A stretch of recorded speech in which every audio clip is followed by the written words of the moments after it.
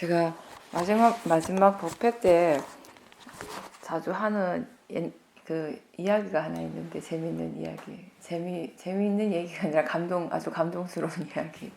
간단하게 들려드릴게요. 이거는 실제 있었던 일이거든요. 예전에 같이 미얀마에서 수양하던 한국 비구 스님이 그 비구 스님이 미얀마어를 잘하셔가지고 미얀마 여기저기 많이 돌아다니면서 수행을 하셨거든요. 시골 마을 뭐 이런 데서 미얀마 사람들만 있는 데서 가서 절에서 살면서 수행도 하시고 그랬는데, 시골 어떤 마을에 있을 때 얘긴데, 근데 원래 미얀마, 요즘 어떤지 모르겠는데 전 미얀마 가고 있을 때만 해도 이게 그 나라가 이제 군부 정권이다 보니까 이렇게 뭔가 이렇게 억압하는 게 많았어요. 외국 사람들이 갈 수 있는 곳이 정해져 있었거든요. 그러니까 큰 센터 뭐 이런 데는 갈 수 있는데, 사실 시골 마을 이렇게 이름 없는 저 이런 데 외국 사람들이 삶이 안 되는 거였는데, 그 스님은 미얀마 말도 잘하시고 어떻게 아는 사람 통해서 가신 것 같아요. 그 아주 시골 깡촌 시골 마을이었는데, 미얀마가 굉장히 가난한 나라잖아요. 그러니까 시골은 진짜 가난하거든요. 저도 이제 가봤는데, 시골에 이제 있는 절에 그 미얀마 스님들이랑 가봤는데 정말 가난해요. 어린애들이 신발 신고 있는 애들이 잘 없더라고요. 그러니까 우리나라 이제 관광객들이 그런데, 우리나라 옛날 60년대 그런 수준인 것 같다고 그땐 그러시더라고요. 또 지금 좀 나아졌다 해요. 저도 안 간지 좀 됐고 했는데, 엄청 가난한데, 근데 굉장히 이제 불교 국가잖아요. 국민의 뭐 90 몇 프로가 이제 불자고. 그러다 보니까 스님들에 대한 뭐 이런 존경심, 이게 되게 대단해요. 우리가 처음에 깜짝 놀라거든요. 가면 비가 오고 땅이 막 진데, 스님 지나가면 자기가 아는 스님이도 모르는 스님이도 무조건 거기 땅바닥에 절을 하는 거예요. 자기 처음에 너무 놀라가지고. 그러니까 분위기가 그런 분위기예요, 일단. 예, 그러니까 굉장히 절대적인 그런 신심을 가지고 있어요. 불교에 대해서, 무슬림들에 대해서. 근데 그것도 근데 보면, 제가 이렇게 좀 거기 있어 보니까 제가 느끼는 바는 뭐냐면, 약간 군부 독재 그 체제를 유지하기 위해서 그 군인들이 일반 사람들의 모든 관심을 종교적으로 확 바꿔놓은 것도 하나의 역할을 하는 것 같아요. 그쪽으로만 관심을 기울이게, 다른데 이제 신경 안 쓰게.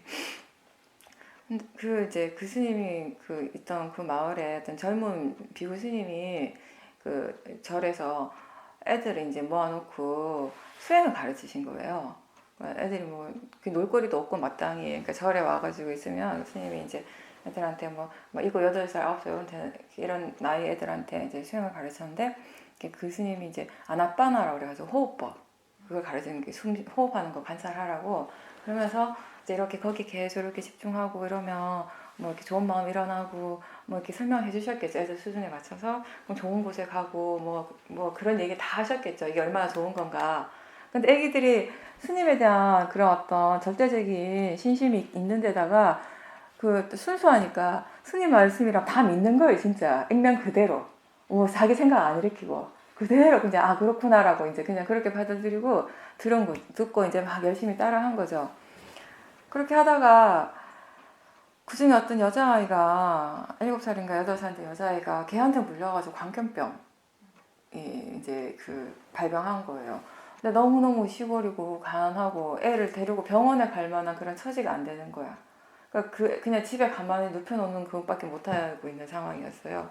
그러니까 애가 이제 점점 몸이 마비가 돼가고, 그러니까 죽어가는 거죠. 그러니까 부모가 너무너무 이제 슬픈 거죠. 그거 옆에서 지켜보려니까 너무 이제 자기 부모가 막 슬프게 울고 그러니까, 그 애가 이게 이제 혀가 굳어가지고 말은 못 하는데 손은 조금 움직일 수 있었나 봐요. 그러니까 그런 이제 의사소통을 했나 봐요. 펜 이렇게 정든 거 이런 이제 표시를 했나 봐요. 엄마 아빠가 이제 뭐 하고 싶은 말이 있나 보다 싶어가지고 이렇게 종이랑 펜을 줬더니, 걔가 진짜 이렇게 막 이렇게 삐뚤삐뚤한 글씨로 겨우겨우 적었는데, 울지 마세요. 저 아나빠나 해요. 저 수행해요. 이렇게 적었다는 거예요. 네. 아마 우리가 그 얘기를 이제 한국 스님들이 그 얘기 듣고 되게 감동받고 그러면서 이제 생각한 게, 아이가 굉장히 순수했기 때문에 진짜 그 말을 그대로 믿었기, 자기가 어떤 수행적인 체험을 통해서 지혜가 아직 일어나기 전이라도, 그죠? 그러니까 본인이 죽어가고 있지만 마음이 편안했던 거지. 그 스님의 말을 생각하고. 그러면서 이제 그거 하면 언제든지 뭐 좋은 곳으로 가고 행복하다 하니까 그 순간에도 아프지만 걔가 아나빠나를 했던 거죠. 이제 우리가 그런가 하면 또 어떤 예전에 제가 시험에 있을 때 저희 사회자한테 들은 그 말은 사도 어떤 말씀하셨냐면 어떤 연세 많은 노 보살님이 수십 년간 수행을 하셨대요. 나름 당신 열심히 한다고 했는데 돌아가시는 순간에 너무 힘들고 아프잖아요. 그러니까 막 짜증되고 화내고 돌아가셨다고. 왜 이렇게 아프고 왜 이렇게 수행이 안 되냐고. 그런 경우도 있고. 그 이게 우리가 사람들이 태어났을 때 사실은 어떠한 것도 확실한 건 없잖아요. 뭐 어떻게 성장을 하고 어떤 학교를 가고 어떤 직장을 갖고 그죠? 근데 다만 누구에게나 다 확실한 건 언젠간 죽는다라는 거죠. 근데 그렇게 확실한 것인데 그게 죽는다라고 하는 것이 너무나 죽음이라는 것이 누구에게나 다 닥치는 그 어떠한 것보다 확실한 건데 근데 또 사람들이 대부분의 사람들이 그렇게 확실한 그 다가올 일에 대해서 준비는 별로 안 한다라는 거죠. 두려워만 하지. 죽음에 대해서 생각하면. 그러니까 너무 두려우니까 준비를 못하는 수도 있어요. 생각하는 것 자체가 힘들고 두렵기 때문에. 우리가 알지 못하는 것에 대해서 본인이 뭔가 분명하게 알지 못하는 것에 대해서 좀 불안해하는 마음이 있어요. 항상 뭔가 두려워하는 마음. 근데 그거는 결국은 어떤 마음 때문에 그런가 하면 항상 그러니까 잘 되고 싶은 마음이 그런 탐심이 있으니까 불안한 거죠. 어떻게 되어도 상관없다라는 마음이 있다면 덜 불안할 거예요, 사실. 근데 좋은 곳에 가고 싶고 좋은 곳에 태어나고 싶고 좋은 결말을 항상 원하니까 더 두려울 수도 있는 거죠. 그렇게 되지 않으면 어떡할까에 대한 두려움인 거죠. 뭐 수행이라고 우리가 지금 이렇게 하는 이 윗바사나 수행은 길게 보면 결국은 우리가 삶을 살아가는 내내 해 나가는 일이거든요. 마지막 순간까지 죽는 순간까지 우리가 수행을 할 수 있어야 한다는 말이기도 합니다. 이 말은. 근데 우리가 죽는 순간에 그 순간에만 딱 할 수 있는 특별한 수행법이 있는 건 아니에요. 다만 살아있는 그 시간 동안에 그 과정에서 수행하는 것을 익히고 계속 그걸 이제 습득해 가고 또 능숙하게 해 나가고 마음의 힘을 점점 키워 나간다면 죽는 순간에도 그게 가능하지 않을까. 거기에 대한 이제 확신이 생긴다라는 거죠. 수행이라고 하는 것은 그렇게 쉬지 않고 끊임없이 해가는 과정이에요. 그리고 불교의 수행은 어떤 특정한 상황, 어떤 특별한 곳에서만 하는 것이 아니라 어떤 특정한 목적을 위해서 하는 것이 아니라 이 수행하는 것 자체가 우리의 그냥 삶이 되도록 우리 삶 속에서 항상 수행이 적용될 수 있도록 하는 거 그게 가장 중요한 부분입니다. 그게 되어질 때 우리가 수행을 잘하고 있다라고 얘기할 수 있는 겁니다.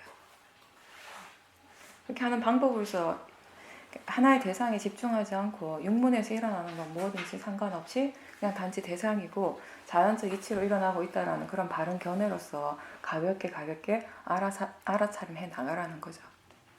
사실은 수행자 입장에서 수행자가 스스로 할 수 있는 일은 딱 거기까지예요. 싸띠하도록 노력하는 거, 또 바른 견해를 계속 일깨워주고 그렇게 싸띠가 이어지도록 노력하는 것.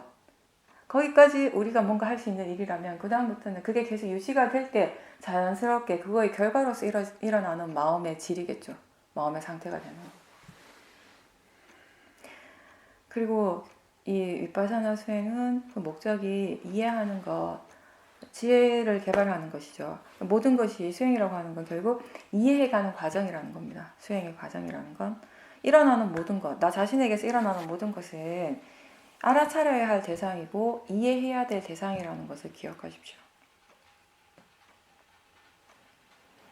그렇게 보면 지금 나한테 번뇌가 일어날 때 그 번뇌 역시 고통스러운 것이 아니라 나를 힘들게 하는 것이 아니라 무엇입니까? 지금 이 순간 알아차려야 할 대상이라는 것이에요. 그 동시에 이해해야 될 대상이라는 거. 번뇌가 일어난다라는 건 수행적으로는 우리가 이렇게 해석을 해요. 아직 그 번뇌에 대해서 이해하지 못한 것이 있기 때문에 번뇌는 일어나는 것이에요. 또 다르게 얘기하면 마음의 견해가 아직 바르지 못하기 때문에 일어난다라고 이렇게 얘기할 수 있는 것입니다. 그 자연적 이치, 모든 게 그냥 조건 따라 일어나는 원인 결과라는 거. 이해가 잘 안 되죠, 처음에는. 근데 계속 듣고 스스로 자꾸 수행을 할 때마다 그걸 인지를 하려고 노력하셔야 돼요. 기억을 하려고. 그렇게 하면서 수행적인 체험을 하다 보면 그 체험 속에서 이해되어지는 것이에요. 그러니까 체험 그 자체가 이해는 아니지만 그 이해라는 것이 결국은 수행적인 체험을 하면서 얻어지는 결과거든요. 그러니까 내가 아무것도 하지 않는다면 수행적인 노력을 아무것도 하지 않는다면 이해할 수 있는 것도 아무것도 없다라는 것이에요. 수행적 이해는 책을 읽어서 아 그렇구나라고 아는 것하고는 좀 차원이 다르기 때문에 우리가 한 번이라도 수행을 통해서 어떤 지혜가 일어나 본 사람은 뭘 아는가 하면 그 지혜가 일어나는 순간 마음이 정말 신기해하는 거예요. 그러니까 굉장히 신기한 느낌이 들어요. 가볍고 밝은 건 당연하고 동시에 굉장히 신기해하거든요. 근데 그 신기한 느낌이 왜 일어나는가 하면은요. 그때 일어나는 그 이해라고 하는 것이 지금까지 우리가 살아오면서 한 번도 생각을 해보거나 아니면 한 번도 그런 것들이 있을 거라고 상상하지 못한 그런 이해이기 때문에 예측해보지 못한 그래서 마음이 굉장히 신기하게 느끼는 거예요. 처음 일어날 때는 신기해하는데 그것도 이제 지혜도 자꾸 일어나다 보면 그 신기해하는 마음들은 이제 많이 안 일어나고 그 대신에 지금 나한테 일어나는 이 지혜가 충분하지 않다라고 아는 지혜가 또 일어날 필요가 있습니다. 어떤 지혜가 일어났을 때 내가 다 알았다, 이걸로 충분하다라고 하면 수행이 거기서 멈춰버려요. 근데 어떤 지혜도 충분한 지혜는 아직 아니거든요. 본인 마음에 또다시 번뇌가 일어나고 있다면 지혜는 아직 충분하지 않다라는 증거입니다. 계속 수행을 해 나가야 되는 거죠. 근데 일단 지금 우리한테 가장 중요한 거는요. 모든 번뇌를 다 없애는 그런 열반을 바로 체험할 수 있는 그런 큰 지혜가 아니라 지금 당장 꼭 필요한 지혜는 수행할 줄 아는 지혜입니다. 수행을 어떻게 해야 되는지를 알아야지 수행을 하죠. 사실 그걸 모르니까 이렇게 이런 곳에 오시는 거예요. 처음에는. 그걸 이제 익혀가는 거죠. 그것 또한 그냥 알아지는 것이 아니라 들은 걸 바탕으로 해서 본인 스스로 수행적인 체험을 많이 할 때 일어나는 지혜입니다. 수행할 줄 아는 지혜 또한. 지금 이 순간 수행을 어떻게 해야 하는지를 아는 지혜입니다. 그거는. 그리고 수행이라고 할 때 많은 사람들이 특히 처음 이제 수행을 할 때는 수행이라고 하는 것 자체를 어떤 특정한 체험, 어떤 결과하고 계속 연결을 시켜요. 그러니까 예를 들어서 사마디가 깊어졌다. 그럼 자선을 내가 예전보다 더 편안하게 오래 할 수 있다.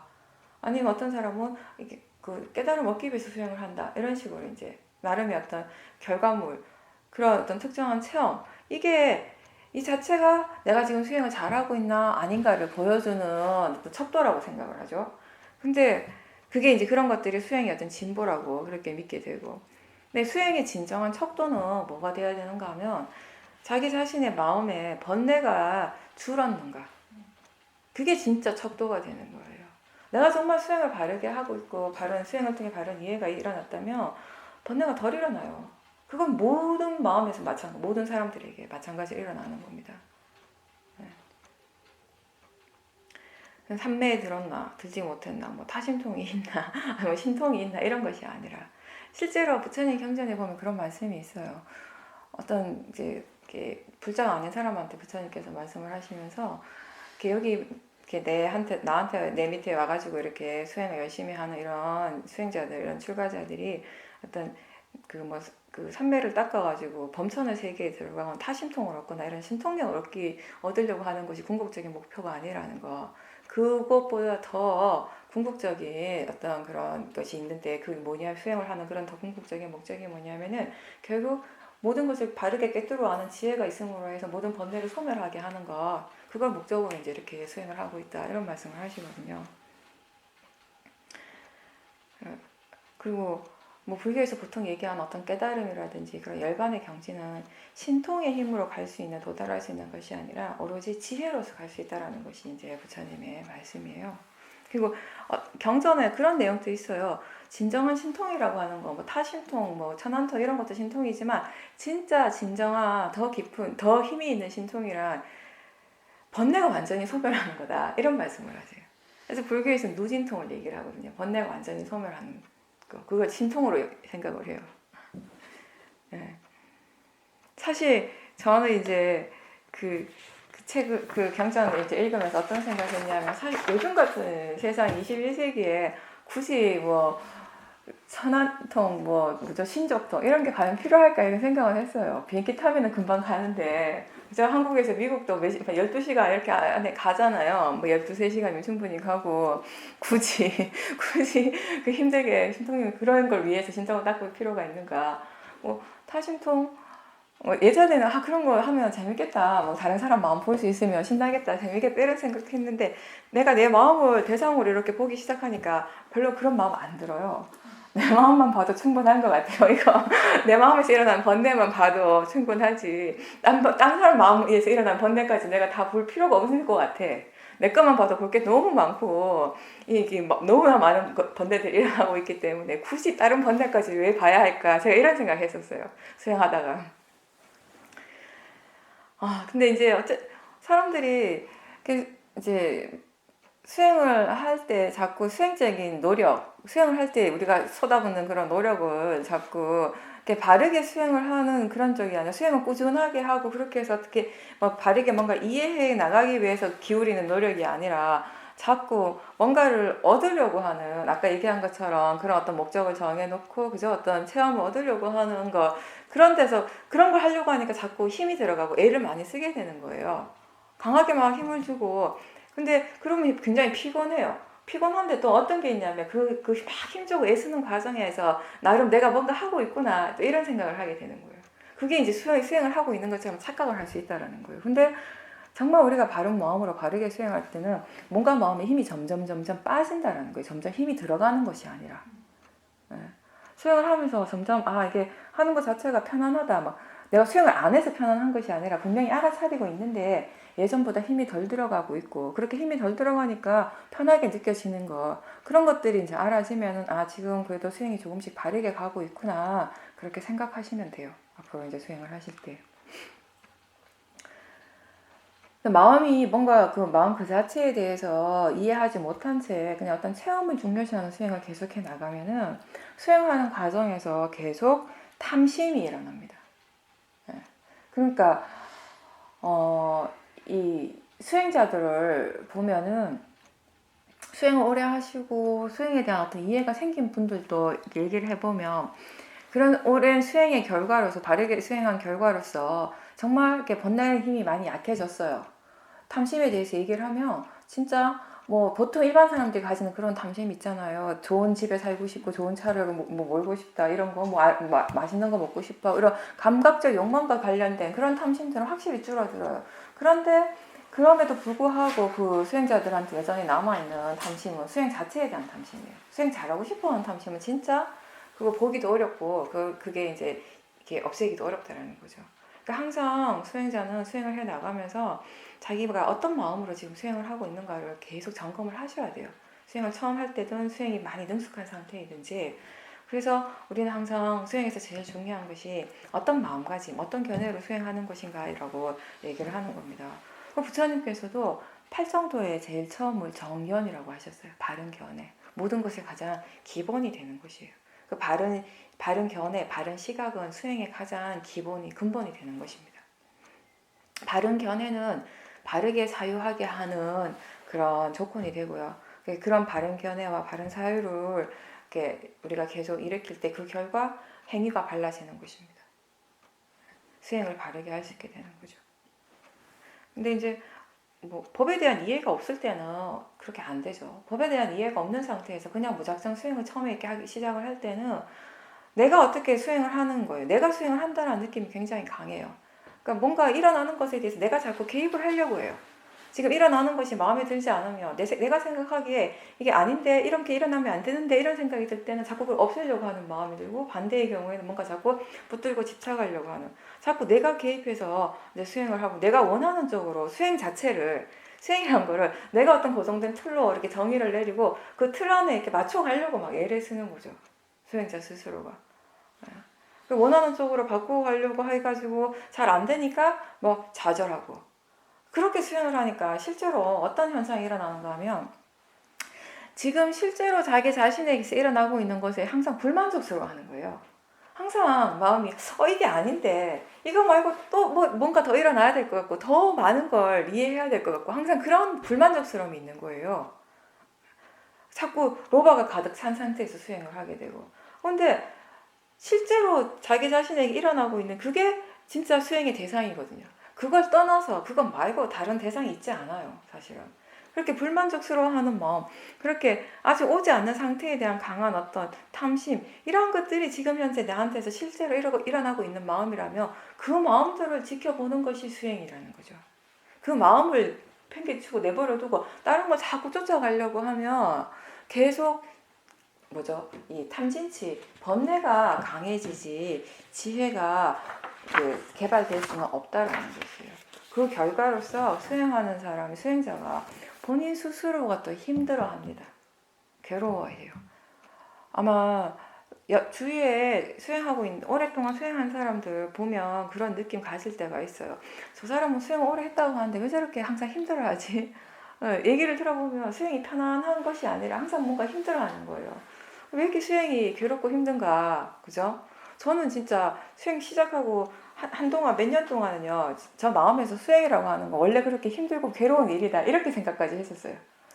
내가 너무 힘드니까 수행하는 자체가. 근데 나만 힘든 게 아니라 옆에 사람들도 힘들어하는 거예요. 낑낑대면서 막 수행을 하고 있어요. 막 괴로워하면서 수행을 하고 있어요. 그래서 수행이라고 하는 게 원래 힘든 건가 보다. 이 힘든 이 고난을 헤쳐가다 보면 언젠가 빵 하고 터지겠지. 이런 기대감을 가지고 이제 수행을 하는 거예요. 근데 안 터져. 계속 힘들어요. 네.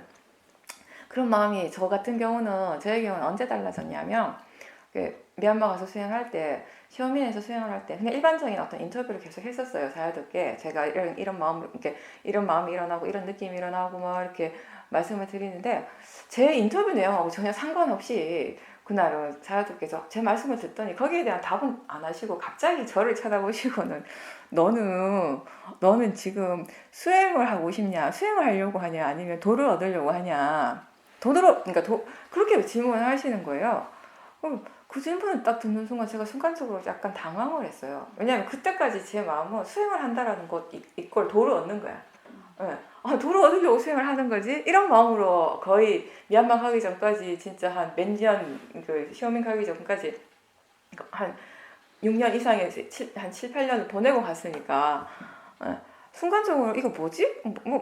그 같은 거 아닌가라고 생각을 했는데 사회도 그렇게 이렇게 물어보시는 거 보니까 다른 거 같아요. 그래가지고 다 대답은 바로 못하고 있으니까 사회자께서 지금 대답하라는 것이 아니다. 한번 생각해 보라는 거다. 수행하면서. 그래서 그때부터 그게 제 나름의 화두가 된 거예요. 돈을 얻으려고 수행하는 것이 아닌가? 그럼 수행을 내가 왜 하고 있지? 이런 생각이 진짜 그때는 너무 궁금한 거예요. 막 뭔가가 이게 있긴 있는데 내가 모르니까 이제 궁금한 거죠. 사유도가 왜 저런 질문을 나한테 하셨을까? 뭘 하나 그 생각이 계속 떠올라요. 길을 걸어도 그렇고 자선을 해도 그렇고 계속 왜 그렇지 하면서 이제 수행을 한 거죠. 그러다가 그때는 몰랐는데 미얀마 있을 때는 한국에 와서 길을 걷는데 갑자기 뭔가 마음이 하나가 탁 이렇게 떠오르기 시작했어요. 이렇게 그 순간 지혜가 딱 일어났는데 내가 지금까지 수행을 하던 그 마음, 지난 몇 년간 수행을 하겠다고 그렇게 열심히 나름 노력하고 했던 그 마음의 밑바탕이 온통 탐심이었구나. 나는 한 번도 수행 이 자체를 나 자신에 대해서 이해하고자 했던 것이 아니라 뭔가를 얻고자 하는 수행을 했었구나. 라고 딱 그걸 아는 순간, 그렇게 이해되어지는 순간 마음이 너무 편안해지는 거예요, 그때부터. 그리고 내가 왜 그렇게 수행을 할 때마다 힘들었는가를 그냥 이해한 거죠, 그 순간에. 그러니까 그때가 저한테는 수행에서 가장 획기적인 어떤 터닝 포인트 같은 거였어요. 그러니까 그때 이후로는 수행을 하면 어떻게 될 거다, 수행을 하면 어떻게 달라지겠지, 어떤 현상들이 일어나겠지, 이런 기대감이 이제 더 이상 없어요. 그냥 매 순간순간 일어나고 있는 것을 알고 있는가, 지금 알아차리고 있는가에 가치를 두게 된 거죠, 마음이. 지금 이 순간 수행하고 있는 그 자체에 가치를 두기 시작한 거죠, 그때부터 비로소. 오랜 세월을 이렇게 허비하고. 지금 수행을 하고 있는가, 수행하고 있지 않는가, 지금 이 순간에 그 수행하는 마음의 상태가 어떤가, 견해가 바른가, 바르지 않는가, 온통 거기에 이제 가치를 두고 수행을 하기 시작한 겁니다. 그렇게 하니까 하면 할수록 힘든 것이 아니라 하면 할수록 이제 편안한 것이 되어진 거죠, 수행이라고 하는 것이. 수행의 가치를 수행하는 그 자체, 지금 수행하고 있는 그 현재의 그 마음, 그렇게 해나가는 그 과정에 두는 것하고 어떤 결과를 정해놓고 그 결과에 수행의 가치를 두는 것하고 수행자의 그 마음의 상태가 엄청 차이가 있습니다. 바른 마음으로 수행을 할 때 수행을 하면 할수록 마음이 더 편안해지지만 바르지 않은 채 할 때 우리가 하면 할수록 마음이 힘들어지는 거예요. 그리고 바르게 할 때 하면 할수록 이해가 생기는 거고 바르지 않은 상태로 할 때는 하면 할수록 번뇌의 가속도가 생기게 되는 것입니다. 수행이라고 하는 건 무조건 하는 것이 다가 아니라 어떻게 하는가, 바르게 하는가가 가장 중요한 일입니다.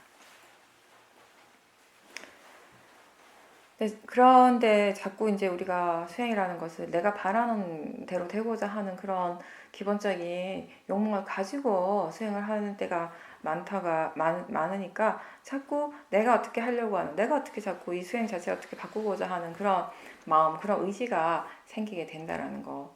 그런 부분들을 항상 경계를 하셔야 되는 거죠.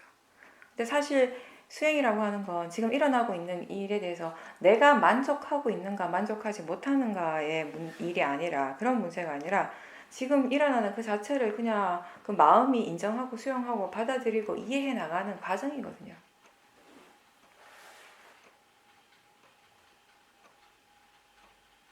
수행을 조금씩 이해해 가면 수행할 줄 아는 지혜가 이제 생기게 되면은 내가 수행을 하고 있다라는 이런 마음에서 점점 마음이 지금 일을 하고 있구나, 마음이 지금 수행을 하고 있구나 라고 자연스럽게 그렇게 이해가 되어지는 거예요.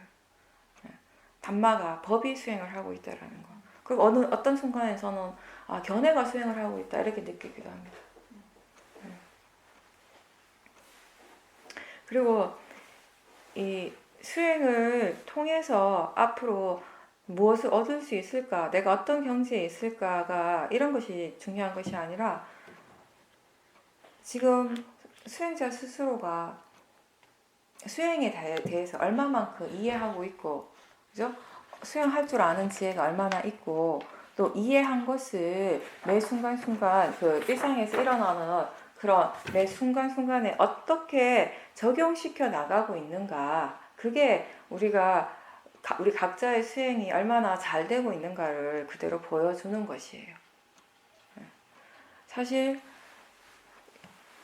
이런 이제 호두마을에서 수행을 열심히 했을 때 정말 이 수행을 통해서 단순히 알아차림이 아니라 그 알아차리고 바른 견해로 계속 노력하면서 그 과정에서 무엇인가를 이해했다면 이 이해가 이제 오늘 오후에 집에 돌아가셔서 실생활 속에서 얼마나 적용되고 있는가를 다시 또 점검을 해봐야 되는 거죠, 수행자는.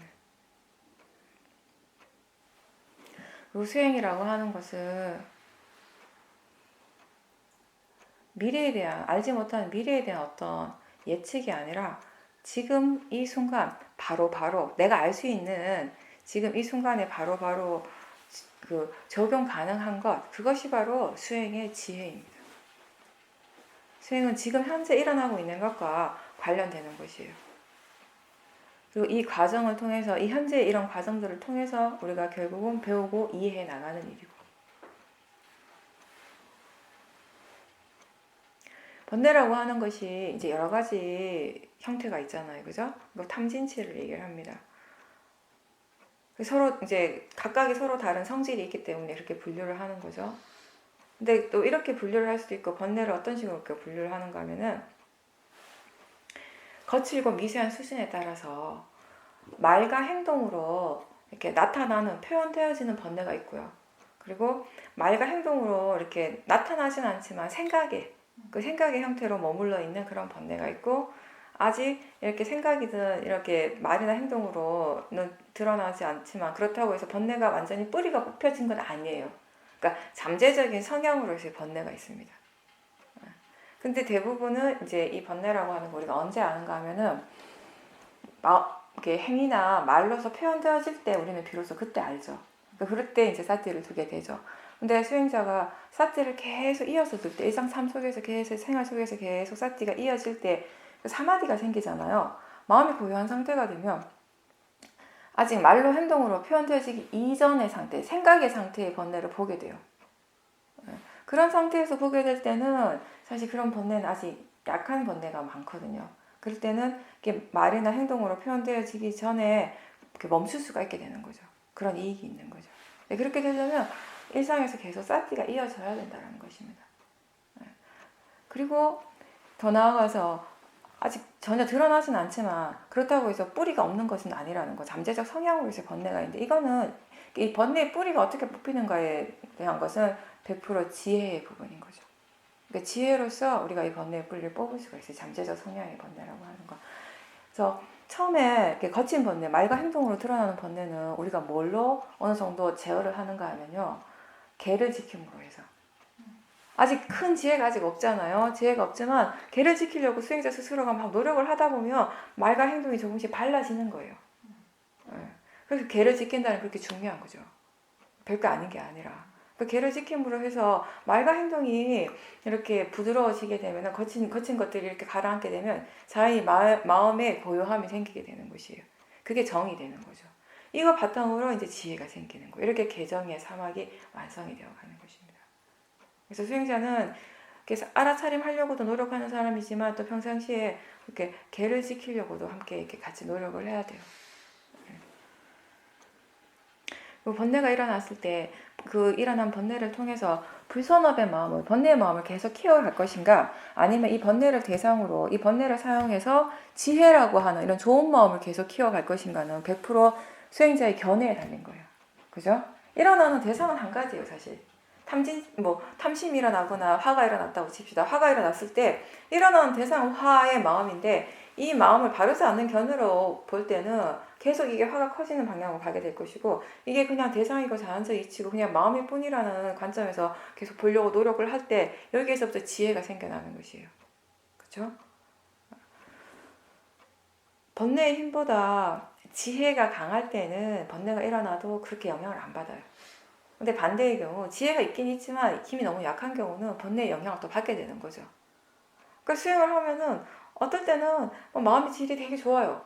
근데 이 상태가 또 유지가 안 돼. 그리고 또 마음의 질이 어떤 조건에 의해서 또 떨어져요. 또 올라가, 또 떨어지고, 올라가고 떨어지고, 무슨 미친 이렇게 널뛰는 것처럼 이렇게 돼요. 처음에 수행을 할 때는 이 간격이 굉장히 커요. 좋다가 나쁘다가 좋다. 좋을 때는 갑자기 훅 올라가고, 나쁠 때는 갑자기 뚝 떨어지고, 저 밑에까지, 바닥까지 치고, 계속 막 이러는 거예요. 그러다가 수행이 능숙해지는 사람, 수행할 줄 아는 지혜가 좀 이렇게 생긴 사람들은 이 격차가 점점 줄어들어요. 이게 전혀 안 일어나는 것은 아니죠. 잘 되고 안 되고는 생기지만, 그러니까 이게 처음에 왜 이렇게 폭이 큰가 하면은 수행이 마음의 질이 이렇게 좋아질 때 수행자가 본인이 뭘 어떻게 해서 마음의 질이 좋았는지 전혀 모르는 상태예요. 어쩌다 보니까 이렇게 좋아진 거예요. 그러면 이 좋아진 상태가 마냥 좋은 거예요. 그냥 막 즐기는 거야. 탐심을 막 이러다 보면 또 뚝 떨어졌죠? 마음의 질이 안 좋아. 왜 이렇게 마음의 질이 안 좋아지는지 지금 전혀 몰라. 그냥 그때는 막 정신없이 왔다 갔다 하는 단계예요. 근데 수행에서 이제 우리가 법에 대한 조사를 좀 하고 사띠가 좋을 때 그냥 마냥 좋아하는 것이 아니라 이게 왜 이 좋은 상태가 어떻게 해서 일어났을까라는 생각을 해보고 거기에 대해서 관심을 기울이다 보면 그런 조건들에 대해서 조금씩 알아가는 거예요. 그럼 이 수행이라고 하는 것이 조건을 갖춰가는 일이거든요. 좋은 마음을 일으키는 조건을 갖춰가는 일이 수행이고 그 조건에 대한 이해가 생기는 것이에요. 그래서 수행하는 마음의 질이 뚝 떨어졌을 때 그 지혜를 사용하며 그 마음을 마음의 질을 조금씩 좋게 할 수 있게 되는 것이에요. 이게 이제 우리가 수행할 줄 아는 지혜라고 얘기를 하는 것입니다.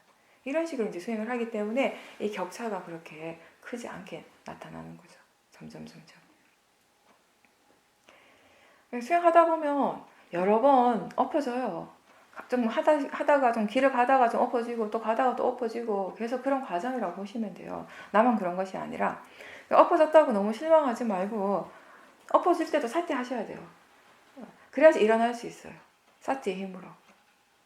엎어졌다고 계속 실망하고 막 좌절하고 있으면 계속 마음이 실은 떨어지지만 그 엎어진 상태에서 실망하지 않고 수행을 계속 할 때 그 수행의 힘으로 다시 일어나고 또 길을 가게 되는 것이거든요. 그렇게 계속 전진해 가는 거고 또 엎어지면 또 다시 또 사티하고 알아차림 챙겨주고 또 계속 나가는 거고 이런 식으로 계속 해 가는 것입니다. 모르니까 우리가 많이 배워야 돼요. 그리고 많이 연습을 해야 되고 그렇게 익혀가는 것이고 수행이 익숙해질 때 이제 이해도 생기게 되고 그렇게 이해가 생겼을 때 그 이해가 항상 완벽한 것이 아니기 때문에 또 계속 이해하려고 노력하고 그 노력이 바로 계속 수행을 이제 계속 하게 하는 힘이 되는 것이고요. 그런 식으로 계속 길을 가는 것입니다. 수행이라고 하는 건.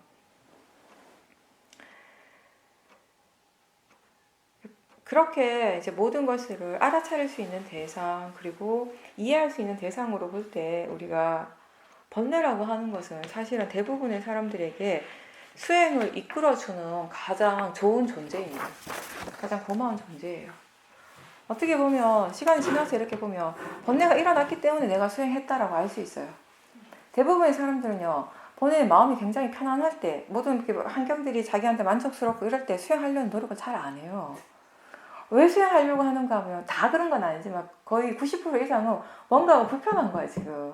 뭔가 마음에 들지 않는 거예요. 그런 마음들을 자기 나름대로 이제 해결을 하려고 노력을 한 거죠, 스스로. 그런 거 이제 일반적으로는 사람들이 뭐 술을 마시거나 뭐 친구를 만나서 잡담을 하거나 뭐 맛있는 걸 먹으러 가 이런 식으로 푼다면 몇몇 소수의 사람들은 아주 다행스럽게도 수행이라는 길을 발견한 거예요, 이제.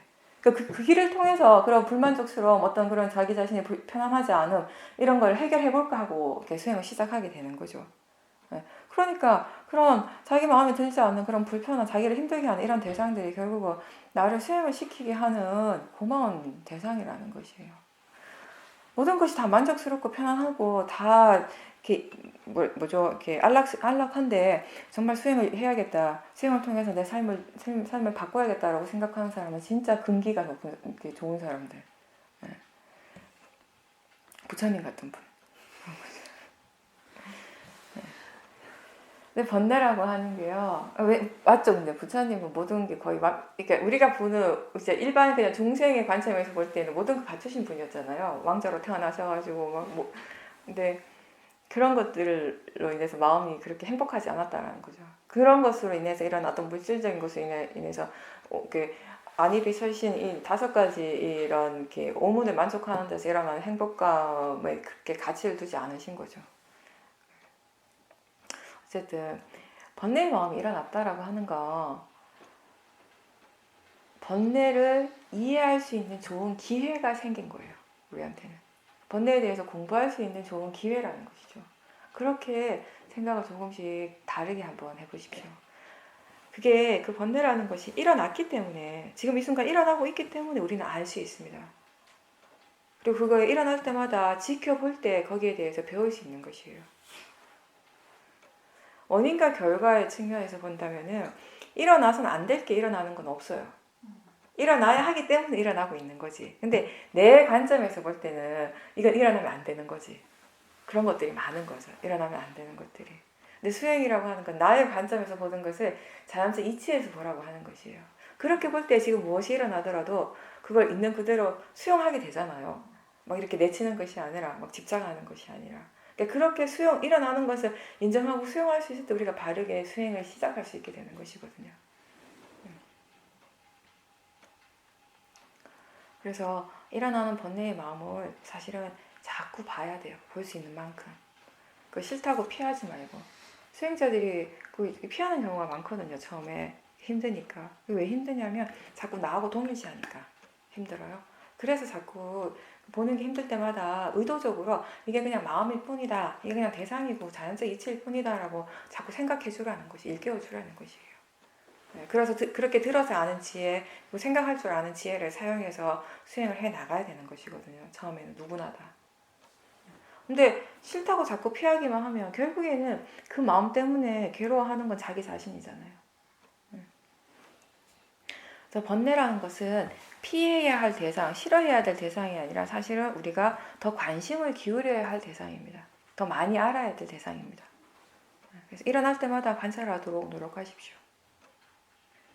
그렇게 해서 우리가 결국 번뇌가 일어나는 것은 그 대상, 바깥의 그 대상 때문이 아니라 내가 그것에 대해서 잘못 생각하고 있고 바르지 않는 견해로서 보고 있기 때문이라는 걸 스스로 이해를 하셔야 되는 겁니다.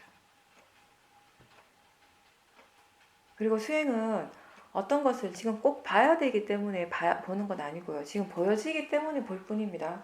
지금 이 순간 알아지기 때문에 알 수 있는 것일 뿐이에요. 보이는 것이든 들리는 것이든 소리든 맛이든 느낌이든 냄새든 배의 느낌이든 호흡이든 그 어떠한 것도 다른 것보다 더 좋거나 더 나쁜 대상이 따로 있는 것은 아니에요. 지금 이 순간 알아지는 것으로서는 다 같습니다. 그렇게 알고 보도록 노력하십시오. 그렇게 대상으로서는 다 같다라고 그렇게 알고 본다면 그때는 지혜가 수행을 하는 것입니다. 마음을 관찰할 때 뭔가 바르지 않는 것이 일어나고 그런 것들이 계속 진행될 때 자연히 우리가 내 마음이 도대체 왜 이렇지 이런 생각을 하게 돼요. 그리고 그게 내 마음이다라고 생각하는 순간 일어나는 모든 것들이 힘들게 느껴지고 복잡하게 느껴지기 시작합니다. 근데 그걸 그때 단지 대상으로 보고 자연스러운 마음의 진행 과정으로 볼 때 마음이 지혜로서 수행을 하고 있는 것입니다. 일어나는 모든 것들을 자연적 이치로 보려고 노력을 할 때 아직 그 이치에 대한 이해가 아직 없더라도 그렇게 노력을 해줄 때 마음이 조금씩 이렇게 유연해지기 시작해요. 오픈되어지기 시작하는 거죠. 마음의 상태라고 하는 건 굉장히 빠르게 움직여요. 아주 빠르게 변화하고 그래서 지금 처음 일어날 때는 약한 번뇌지만 그걸 그냥 그 순간은 무심히 넘겨버리면 알아차리지 못하고 내버려두면 금방 그게 커지는 거예요. 근데 그게 약한 번뇌일 때는 우리가 그냥 단순히 그걸 알아차리면 해주잖아요. 그러면 그 알아차리는 힘만으로도 사라지기도 하거든요. 근데 이걸 그냥 내버려두고 그 순간에 알아차리지 못하고 내버려두면 얘가 막 커지잖아요. 이제 커졌을 때는 알아차려도 어떻게 할 수가 없는 거예요. 그런 경우 많이 경험할 거예요. 수행할 때 지금 화가 일어나고 있다는 걸 알아차리면 분명하게 하겠어요. 근데 그 다음부터 아무것도 못해. 알아차리긴 알아차려서 근데 그 다음 어쩌라고 이렇게 되는 거예요. 계속 화가 계속 나요. 그거는 뭐냐면 아직 이 수행하는 마음에 지혜가 없기 때문이거든요. 그러니까 수행하는 마음에 지혜가 없으면 지금 일어나는 것은 알아차리면 하는데 알기는 아는데 그 다음에 뭘 어떻게 해야 될지를 모르는 거예요. 이 번뇌를 어떻게 다뤄야 할지 어떤 식으로 수행을 해야 될지 모르는 거죠. 이 나머지 부분들은 전부 다 지혜가 하는 일이에요. 그래서 자꾸 지혜가 일어나는 쪽으로 이제 노력을 기울여 주라고 하는 거죠. 근데 그 중에 하나가 법에 대한 이제 조사를 하는 것인데 그 조사라는 것이 그 일어나는 것의 내용을 보는 것이 아니라 실제 하는 것들, 그죠? 몸과 마음에서 실제로 일어나는 그 현상들을 같이 보라는 것이에요. 이게 제 경우를 얘기를 하면 미얀마에서 수행을 할 때 지혜가 이제 일어났잖아요. 일어났을 때 마음이 어느 순간부터 항상 어떤 식으로 일을 했냐면은 지혜가 일어나는 순간 아주 약한 지혜는 잘 모르지만 대부분의 지혜는 지혜구나라고 아는 마음이 또 있어요. 어떤 지혜가 일어났다라고 아는. 그럴 때 그 마음이 거기서 멈추지 않고 그 다음에 뭔 일을 하는 거, 무슨 일을 이어서 하는 거냐면은 이 지혜가 어떻게 해서 일어났는가에 대해서 궁금해해요, 마음이. 지혜가 일어났다가 끝이 아니라 다가 아니라 일어났으니까 좋은 게 아니라 이 지혜가 어떻게 일어났는가에 대해서 궁금해하는 마음은 사실은 또 다른 지혜거든요. 그러면서 지금까지 마음의 어떤 과정들을 쭉 이렇게 살펴보는 거예요. 지혜가 지금 이 순간에 어떤 분명한 지혜가 일어났다라는 건 다른 건 모르겠지만 사티 사마디가 굉장히 분명한 상태였거든요. 그러니까 지금 이 과정에서 지나온 과정에서 마음이 어떤 식으로 일을 했는가를 분명하게 기억을 하고 있어요. 하나도 놓치지 않고 알고 있어요, 마음이. 내가 지금 여기 이 과정 속에서 수행을 어떻게 하고 있었지, 마음이 어떻게 수행을 하고 있었지, 이렇게 생각을 하면 다 떠오른다고요. 쫙 아주 분명하게 떠올라와요. 그럼 그 과정들을 보면서 다 조사를 하는 거예요, 마음이. 그러면서 무엇을 이해했냐면은, 지혜가 일어나기 직전의 마음의 상태는 사마디 힘이 굉장히 좋다라는 거 어느 순간 이해를 딱 하게 된 거예요. 그거 수없이 많이 들었어요. 오력에 대해서 얘기를 하고, 사회에서 인터뷰에서 듣고, 여러 가지 말을 많이 들으면서, 그거 당연하게 받아들였죠. 사마디가 지혜의 조건이라는 거. 근데 그렇게 들어서 받아들이는 마음하고, 내 마음이 스스로 지혜에 대해서 궁금하게 생각을 하고, 그 과정이 어떻게 일어났는가를 다시 스스로 조사를 해서 일어나는 그 지혜의 마음이, 지혜가 일어나기 직전의 마음의 조건 항상 굉장히 사마디 힘이 좋았구나를 아는 순간에 이해하는 건 완전히 질적으로 다른 거죠. 하늘과 땅 차이인 거죠. 그러므로 해서 그러면 이 사마디는 어떻게 생겼는가에 대해서 마음이 또 관심을 기울이겠죠. 그 사마디는 결국 어디에서 일어났는가? 바른 견해예요. 바른 견해가 있기 때문에 사티가 이어질 수 있었고 그 과정이 결과는 항상 사마디였거든요. 그게 들어서 아는 것이 아니라 본인 스스로 수행적인 체험을 통해서 그 과정에서 분명하게 일어나는 지혜일 때는 더 이상 의심이 없어요. 그 다음에는 마음이 그 조건을 갖추고자 노력하는 수행으로 가는 것이죠. 이제 자연스럽게. 네. 그러면서 뭘 생각하는가 하면 예전에는 어떻게 빨리 지혜를 일으키려고 지혜라는 것에 좀 집착을 했다면 어떤 사마디 상태에 대해서 집착을 했다면 그거에 집착을 하는 것이 아니라 어떻게 하면 사마디가 일어나는지를 아니까 그 조건에 대해서 열심히 노력을 하는 마음으로 바뀌는 거죠. 계속 사티가 있는지 그리고 사티하는 마음이 견해가 있는지를 자연스럽게 점검을 할 수밖에 없는 거예요. 마음이. 그게 얼마나 중요한지를 이제 아니까. 그래서 지혜라는 것이 중요한 거예요. 그래서 여러분들도 어떤 지혜가 일어났을 때 이런 지혜가 드디어 나한테도 일어났구나 해서 끝이 나는 것이 아니라 한번 다시 돌이켜 보셔요. 어떻게 해서 수행을 어떻게 했기 때문에 마음이 어떻게 일을 하고 있었기 때문에 이런 지혜가 일어났을까라고 궁금해하는 마음을 한번 일으켜 보십시오. 굉장히 도움이 돼요. 근데 다만 한 가지 알아야 될 거는 그렇게 궁금해하고 마음이 지가 알아서 이렇게 유추를 해보고 그 과정들을 다시 한번 쫙 떠올린다면 그렇게 하시면 되는데 그게 잘 안 되면 자연스럽게 안 되면 그냥 딱 멈추세요. 억지로 막 끄집어내려고 하시지는 말고.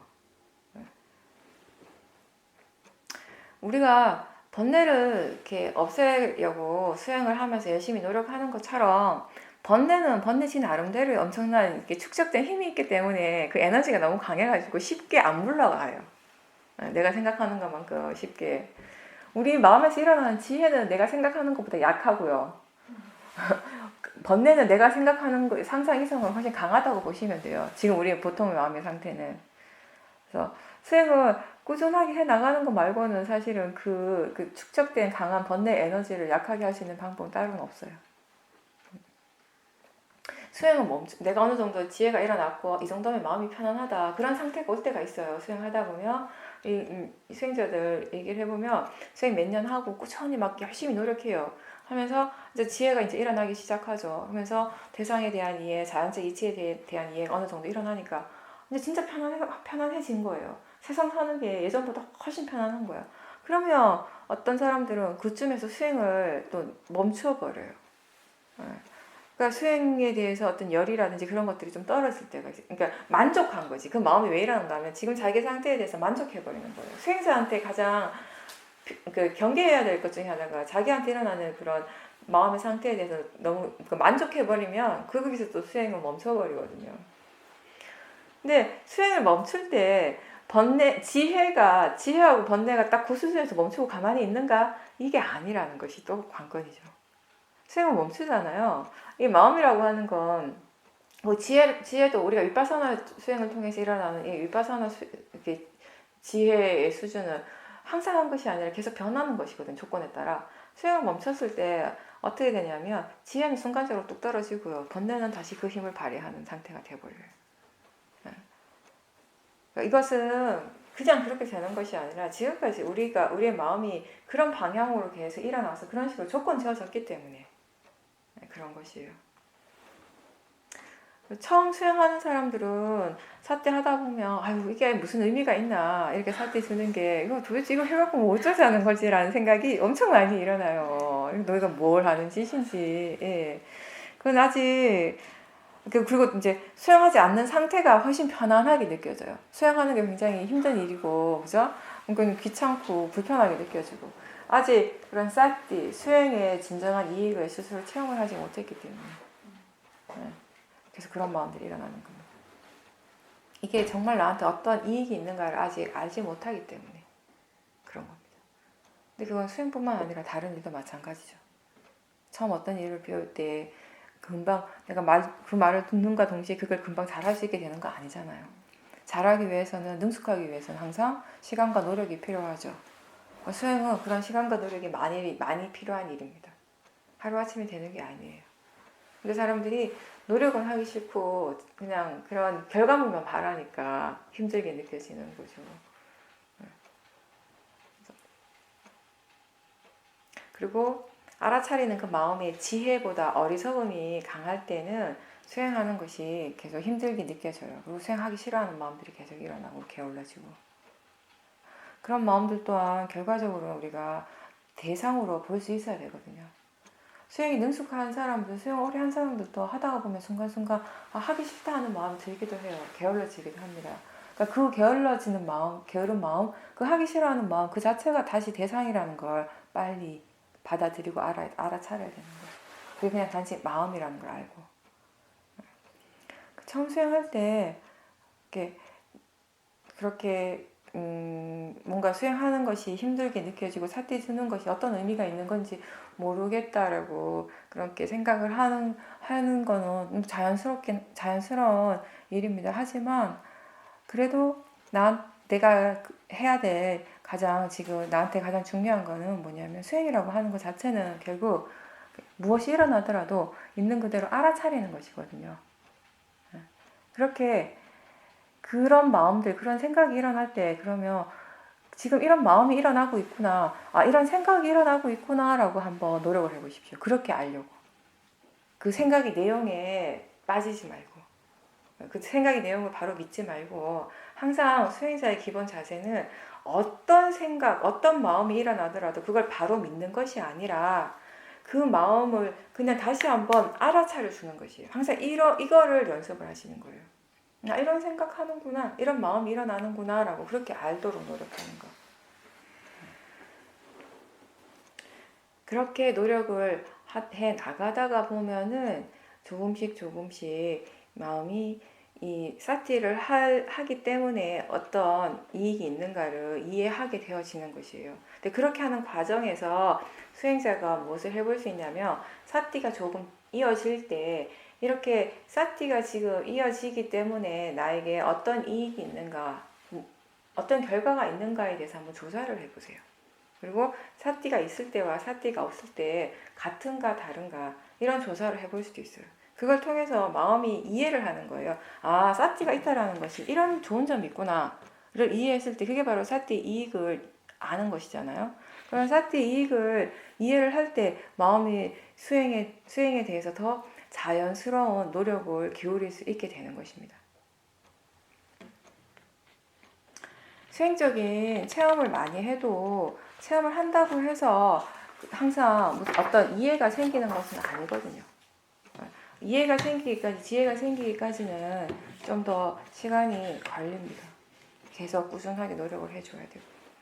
그리고 뭔가 괴롭고 힘든 상태에서만 우리가 수행을 해야 되는 것이 아니라 편안할 때도 수행을 하셔야 돼요.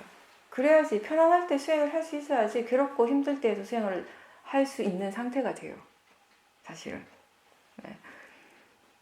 가족들과 함께 있을 때, 집에 있을 때, 어떤 나만의 어떤 공간에 내가 굉장히 좋아하는 어떤 장소에 편한 장소에 있을 때에도 알아차림은 항상 있어야 돼요. 편안하다고 느낄 때 마음은 그 편안함을 즐기려고 하지 그 또한 수행의 대상이라는 것을 잘 몰라요.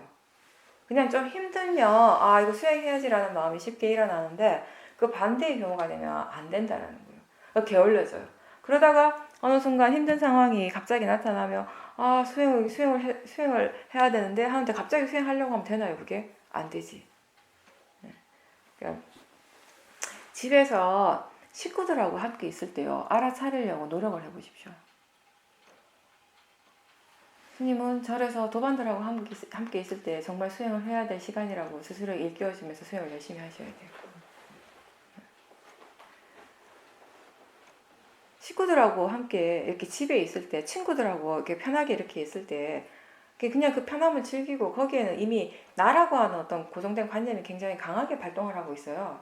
우리가 여기 있을 동안 호두마을에 있을 때는 그나마 나와 관련된 것들이 조금 적게 있거든요. 그죠? 그래도 지금도 마찬가지로 여기 있다가 법당에 있거나 아니면 여기 이제 법사동에 있다가 각자 방에 돌아가시잖아요. 그런 마음은 내 방이다라고 생각을 해요. 은연중에. 그렇게 믿고 있는 마음이 있다라는 것이에요. 여기서 이제 수행 끝나고 집에 돌아가시면 내 집에 가는 거예요. 내 식구들이 있는 거, 우리 식구들이 있는 것이에요.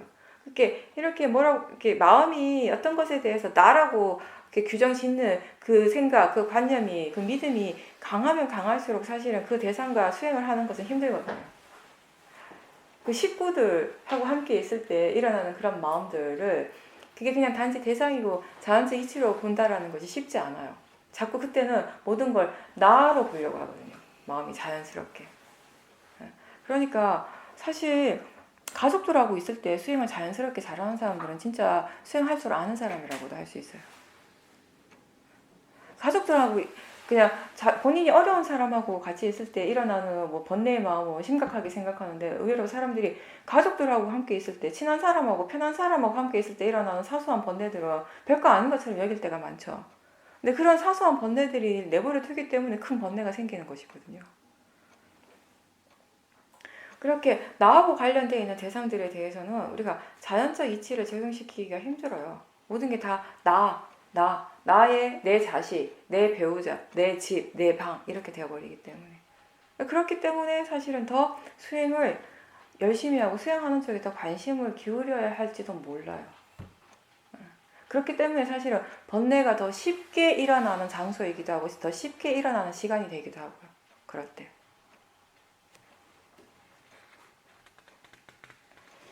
우리가 가족들을 대할 때나 친한 어떤 친구들, 이런 사람들을 대할 때 자기 마음을 한번 잘 보세요. 어떤 마음이 일어나고 있는지, 어떤 마음가짐으로 대하고 있는지. 대체로 우리가 그렇게 친한 사람들, 가까운 사람들에게는 내 마음에서의 어떤 고정 틀이 있어요. 이 사람은 이렇게 되어져야 한다, 이렇게 하는 게 좋겠다, 이런 것들이 많이 일어나요. 그 사람에 대한 어떤 내가 바라는 점이 많다고요. 그런 것들이 세월이 가면서 어떤 하나의 고정된 틀이 되는 거야. 이렇게 되어져야 된다는 식으로. 그게 가장 강한 게 부모가 자식한테 갖는 거예요. 부모가 자식의 그런 고정된, 어떻게 되어져야 된다고 믿고 내가 생각하는 대로 되어져야 된다고 믿는 마음이 더 강한 거는, 어떤 이게 자기 자신이 나 말고는 그 다음으로 가장 나라는 관념이 강하게 일어나는 대상이거든요. 상대거든요. 거의 부모는 나의 어떤 자식을 일부러 보고 있잖아요. 나의 어떤 종속물로 보는, 자기도 뭐 은연중이 아니라는 거 머리로 생각을 하면서도 마음이 그렇게 여길 때가 많단 말이에요.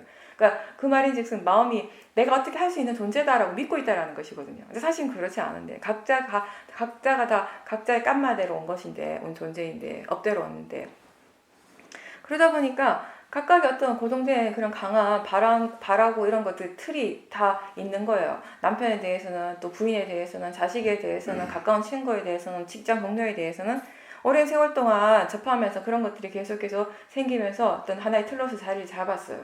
근데 막상 실제로 그럼 일어나는 것은 어떻게 일어나는가? 실제 그 사람의 모습은 어떠한가는 각각의 사람들이 다 자기 자신의 마음의 수준에 따라, 그 견해에 따라서 본인이 이해하는 만큼 그렇게 번뇌의 마음으로, 또 지혜의 마음으로 말을 하고 행동하게 되어 있는 것이에요. 내가 그렇게 살아가고 있는 것처럼.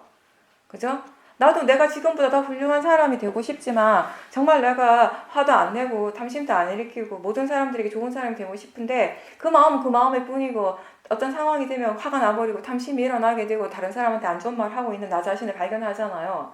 그게 내 맘대로 되지 않잖아요. 그렇게 일어나는 모든 행동이나 말이 그 순간에 그 어떤 마음인가에 따라서 달라지게 되는 것이니까, 다른 사람도 마찬가지예요. 그죠? 내가 기대하고 있는 그 사람도 마찬가지. 그 사람이 어떤 행동을 하고 어떤 말을 하고 이런 것들도 그 순간에 그 마음에 따라, 그 조건에 따라서 일어나는 일이라는 것이에요. 근데 우리는 이제 그렇게 이해하지 못하니까 내가 가지고 있는 어떤 그런 고정 틀로서 이해하려고 하고, 그 틀에 맞춰졌으면 하는 그런 강한 바람을 가지고 항상 그 사람을 바라보니까 항상 그 사람 실제의 모습과 내가 바라는 모습과의 차이가 생기게 되는 것이에요. 일치가 안 되는 거야, 이게. 근데 그 차이가 크면 클수록 나 자신이 느끼는 괴로움은 커지는 거예요. 수행은 뭐냐면은 그 사람을 바꾸려고 애를 쓰는 노력이 아니라, 그 사람을 향해서 그렇게 일어나고 있는 자기 자신의 마음을 보고, 그 사람을 향해서 가지고 있는 그런 고정된 틀, 그 틀이 어디에서 왔는가 탐심에서 일어나고 있고, 그 탐심 때문에 일어나는 그 이런 마음들을 이해하는 것이 수행인 것이죠. 이 틀 자체가 없을 때 그 사람이 어떤 말을, 어떤 행동을 할 때 그걸 있는 그대로 우리가 보게 된다라는 것이죠.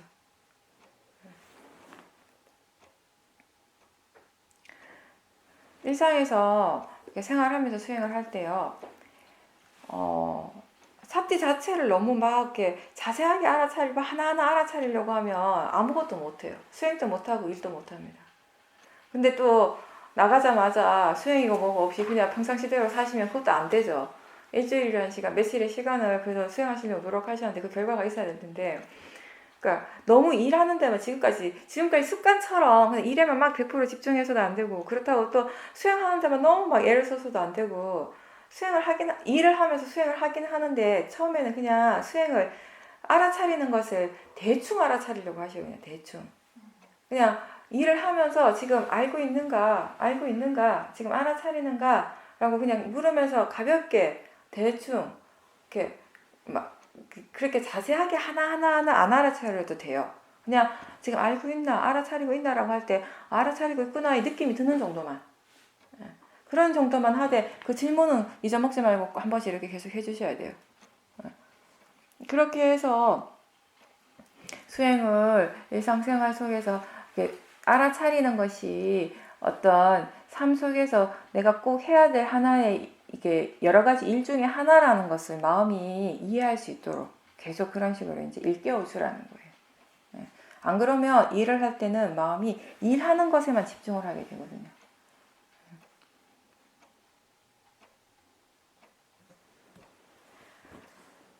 마음의 상태가 좋지 않으면은 사람들이 지금 마음이 너무 안 좋아갖고 수행을 못하겠다 이런 얘기를 해요. 번뇌가 너무 강해서 도저히 수행할 수 있는 상태가 아니다 이렇게 얘기하는데, 그럼 반대로 번뇌가 없이 마음의 상태가 좋아지면 수행을 열심히 하는가? 이때는 또 마음의 상태가 좋아지면 막 그 좋은 것을 들떠가지고 또 수행이 안 되는 경우도 많아요.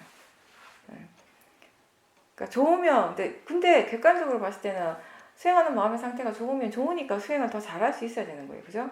그리고 반대로 수행하는 마음의 상태가 좋지 않다면 좋지 않기 때문에 수행을 더 해야 하는 상태인 거죠. 근데 우리는 마음의 상태가 안 좋으면 안 좋아도 수행이 안 된다고, 그러고 좋으면 또 좋은 대로 들떠가지고 수행을 못하고, 그러니까 수행이 발전이 없는 것이에요. 예전에 이 얘기를 좀 자주 하는데, 어떤 보살님이 수행을 몇 년을 되게 열심히 하셨어요. 진짜 열심히 하신 걸 제가 알거든요. 몇 년 동안 쭉 지켜봤는데 어느 날 호도마을에서 이제 이렇게 만나가지고 수행을 하시는데 정말 지혜의 힘이 좋아진 거예요. 정말 제가 감동을 받을 정도로, 그래서 제가 정말 열심히 하면 되는구나, 바르게만 하면 언제 되는가는 알 수 없지만 되기는 되는구나. 저 스스로도 막 감동을 한 거야. 이제 모든 것이 정말 원인 결과 조건 갖춰진 대로 일어나는 일이라는 걸 다시 한번 느끼면서, 그래서 제가 이렇게 칭찬을 많이 했어요. 정말 이렇게 잘하셨다고 막 칭찬을 했어. 그리고 이제 각자 다 돌아갔죠. 나중에 이제 한 달인가 두 달 있다가 그 보살님 다시 만났어요. 만나서 그 보살님이 하시는 말씀이 저보고, 스님 그때 제가 칭찬 듣고 한 며칠간 수행을 전혀 못했습니다 이러는 거예요. 그 칭찬 들을 때 마음이 너무 좋더라는 거예요. 너무 좋은 거예요. 그 좋은 마음 들떠버린 거야. 그러니까 좋을 때 그 느낌을 봤어야 되는데, 대상을 봤어야 되는데 좋아하는 마음을 못 보니까 금방 훅 들뜬 거예요. 또 왜 그렇게 많이 들떴냐면은 그 보살님이 몇 년 동안 모든 마음의 관심이 항상 수행 쪽에 모여 있었거든요. 수행이 모든 삶에서 가장 중요한 것이었는데, 그 막 스님이 칭찬을 해주니까 너무 좋은 거예요. 그때 다른 어떠한 것에 대한 칭찬보다 훅 들떠버린 거죠. 한동안 수행을 못했대요. 그러니까 사람들이 그렇게 마음이 일어나는 게 일반적이에요. 번뇌가 일어난다는 걸 알 때는 그 번뇌가 일어났다는 것 때문에 마음이 실망을 해가지고 마음의 질이 떨어져 버리고, 마음의 질이 뭔가 좋아졌나 싶으면 좋아졌다고 느끼는 순간 내가 뭔가 하고 있구나, 내가 뭔가 잘했구나 라고 나라고 하는 어떤 상이 들어가고 자만심이 생기면서 그 좋아하는 그 마음이 확 일어나면서 또 바로 마음의 질이 떨어지게 되는 것이에요. 그러니까 이건 뭘 얘기를 하는가 하면, 수행이 잘 되는 순간이든 수행이 안 되는 순간이든지 우리가 일어나는 그 상태 자체를 대상으로 봐야 한다는 그것밖에 없다는 것이에요. 항상 우리가 해야 될 일은. 그걸 하지 않으니까 마음의 질이 그렇게 떨어지는 거죠. 그리고 우리가 이 세상을 혼자 살아가면요, 사실 괴로운 일이 적게 일어나겠죠. 아무래도 지혜가 덜 필요할 수도 있어요. 근데 혼자 살아가는 건 불가능하고 다른 사람과 계속 이제 관계 속에서 이제 살아가게 되는데, 관계를 맺다가 보면은 번뇌가 많이 일어나게 돼 있어요. 근데 그럴 때 우리는 그 번뇌 자체를 이해하고자 하는 마음으로 수행을 하는 것이거든요.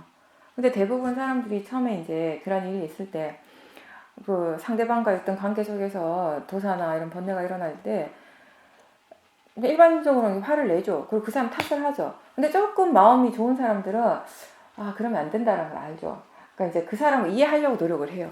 저 사람 상황이, 저 사람 요즘 좀 힘드니까 사업이 잘 안 되니까 저럴 수도 있겠다. 이런 식으로 이제 어떤 상황적으로, 내용적으로 이해하려고, 그 사람을 이해하려고 하는데, 수행자가 해야 될 거는 그 사람을 이해하는 것이 아니라 자기 마음을 이해하는 노력을 해야 돼요.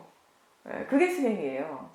그 사람을 이해하는, 그러니까 맥락적으로, 그러니까 내용적으로 하는 거는 그 순간에 자기 마음은 잠깐은 편할 수 있지만 결국 비슷한 상황이면 또 화가 나요. 더 큰 화가 날 수도 있게 되는 것이에요. 바르게 보지 못하면. 그러니까 그렇게 내용적으로 막 이렇게 다독여가지고 잠깐 마음이 편한 것은 별로 가치가 없다라는 것이 우리 수행적인 측면에서는. 수행은 시간이 조금 더 걸려도 근본적으로 그 번뇌라고 하는 그 화의 마음이라고 하는 그 자체를 이해하는 것이 진짜 이제 다시 그렇게 큰 번뇌를 일으키지 않는 정말 이렇게 바른 길이 된다라는 것이죠. 그러니까 우선 그 사람을 이해하는 쪽이 아니라 내 마음을 이해하는 쪽으로 관심을 기울이고, 내 마음에서 지금 일어나고 있는 게 번뇌라면 그 마음을 봐야 되는 것이에요. 그 마음을 보고 번뇌를 이해했을 때 그게 이제 조건이 돼서 상대방한테 일어나는 번뇌의 마음도 자연스럽게 이해가 되는 거예요, 그때. 왜냐? 마음의 성질은 다르지 않으니까요. 내 마음을 분명하게 보고 이해했을 때, 내 마음에 일어나는 번뇌를 분명하게 이해했을 때 상대방의 번뇌를 이해하게 되는 것이에요. 그럴 때 상대방에 대해서 화가 덜 나게 되는 거죠, 자연스럽게. 어떤 내용적인 측면에서든지. 그래서 그렇게 뭔가 이게 화가, 다른 사람하고 이제 관계 속에서 화가 날 때 그걸 자꾸 피하려고 하지 말고, 상대방을 탓하지 말고, 지금 현재 이 순간에 자기 자신한테 일어나고 있는 것에 대해서 관심을 기울이세요.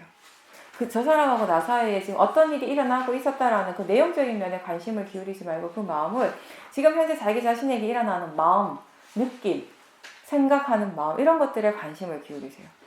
몸에서 뭐 뜨거운 느낌이 일어난다거나 두근두근 하는 그런 느낌이 일어나면 그런 느낌이 일어나고 있다는 걸 아세요.